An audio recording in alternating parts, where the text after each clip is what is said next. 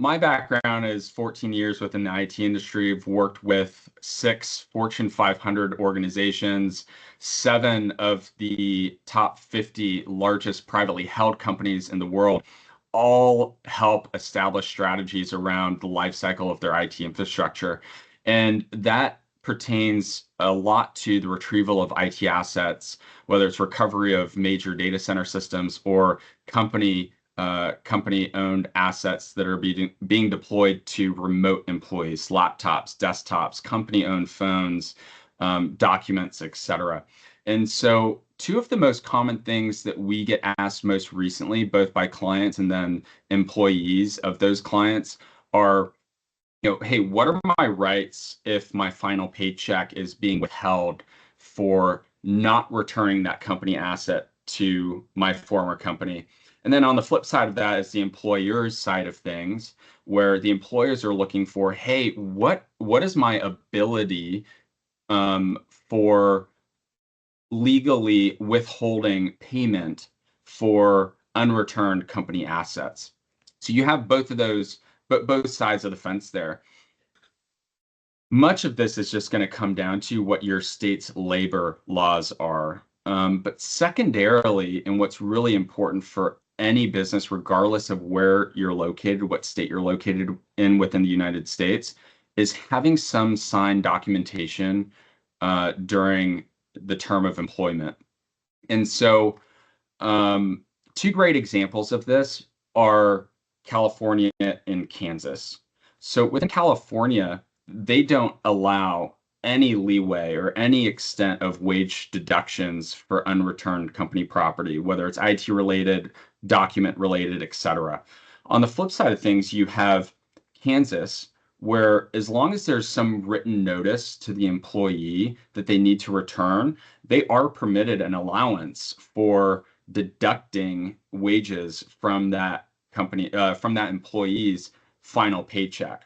And so a lot of it's going to come down to where that company is, but just having some documentation is really helpful. So we'll actually talk about some really good tips that you should establish as a employer early on, as long as you have, I guess, these best practices in mind for documenting your IT equipment as well as the return.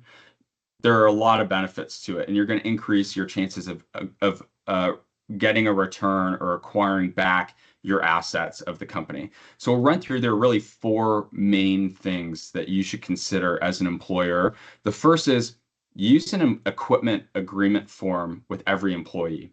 The second thing is log everything in some centralized system that is allowing asset tracking of all devices, all company devices. Third, include some policies in your employee handbook. So regardless if you have a written agreement form, if you can establish some culture around, as soon as I depart, I must return these assets, that is going to greatly help and incentivize you getting your equipment back. Lastly is document all of the returns that you actually do get. So we'll run through those quickly again, Britt. The first is have some equipment agreement form. The best place to have this is during the onboarding as part of some of the basic documentation that you have employees sign off on. Is just have a basic form in there that the equipment that an employee has that's owned by the company needs to be returned within 2 weeks of departure from the business or after being let go.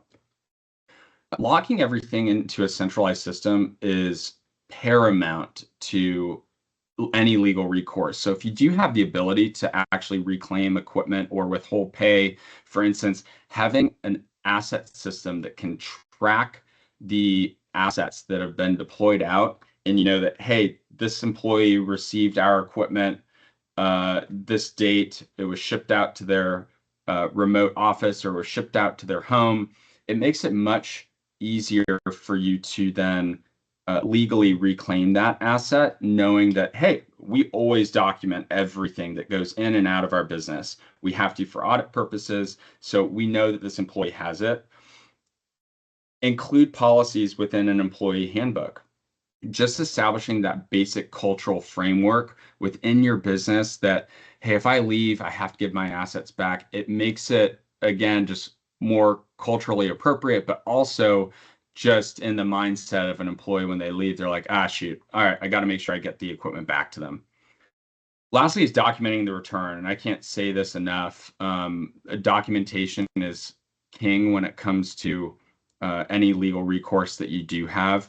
But knowing or having history that we're tracking all assets as it comes back in really assists in your process legally with reclaiming those assets. So an employee could always say, "Oh, I already returned this asset." Well, if you have a process in place in which you clearly see all of the other employees that have returned their assets, yet this employee has not, it gives you greater foothold or standing to say this asset was not returned, right? So if an employee has been let go or terminated or has been offboarded during a larger layoff, then you just have greater footing to say, hey, this wasn't returned. We haven't accepted this. We don't have any tracking information.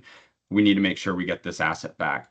So these are 4 best practices. We'll put a link to our website where you guys can claim that, have that as a document within HR or within your IT standards to um, to have recorded.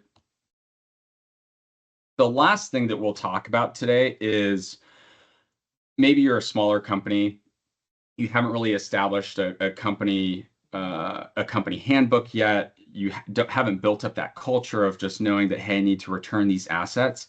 Having a departure checklist or having an offboarding checklist that you can hand over to that employee when they've been let go makes it so much easier for you to reclaim those assets. You're priming them to say, hey, I need to make sure I get all these assets back before I leave in my next 2 weeks. You can also have them sign off on that document saying, hey, all of these assets have actually been returned. And again, it's a physical checklist that they can run down and you can go through with them. Having them sign off on that, saying that, hey, all these assets are going to be getting returned to me is really, really helpful and powerful to have during that offboarding. So we'll also place a link to that checklist so that you can print that off and you can customize it how you see fit.